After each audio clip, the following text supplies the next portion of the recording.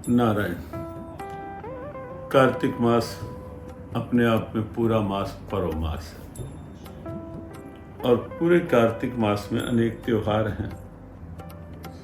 दीपावली का पावन पर्व, अंधकार से प्रकाश की दिव्य प्रेरणा, लेकिन साथ ही साथ एक और पर्व जुड़ जाता है, वो है गोवर्धन पूजा, वो है अन्नकूट। गोवर्धन केवल जड़ पर्वत नहीं है, हमारी आस्था है गोवर्धन। और वैसे भी हम तो कण कण में अपने नारायण को देखने वाले हैं, जित देखूं तित श्याम मई है। और गोवर्धन तो साक्षात गर्ग संहिता के अनुसार भगवान कृष्ण के ही तेज का एक विस्तारित स्वरूप है। तो गोवर्धन पूजा के दिन आओ हम सब फिर से अपनी सनातन आस्था को वंदन करें। गोवर्धन पूजा अर्थात प्रमाद से पुरुषार्थ की ओर बढ़ने की पूजा। गोवर्धन पूजा अर्थात स्वार्थ से परमार्थ की ओर बढ़ने की पूजा। गोवर्धन पूजा अर्थात इंद्रियों को भी कहते हैं, इंद्रियों की क्षमताओं के संवर्धन की पूजा अभिप्राय हम सब अपनी इंद्रियों को विषयों की ओर उनकी क्षमताएं क्षीण करने के लिए आकर्षित ना होने दें।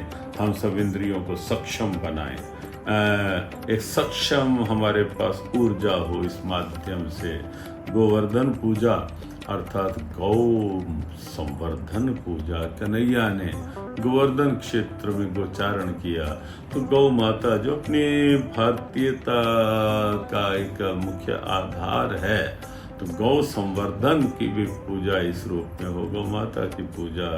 और वैसे गोवर्धन पूजा के दिन से गुप्त नवरात्र भी इसीलिए शुरू होते हैं क्योंकि गोपाष्टमी आती है और फिर अक्षय नवमी तक ये गुप्त नवरात्र भी चलते हैं। तो हमारी उसके लिए भी बहुत बहुत शुभकामना।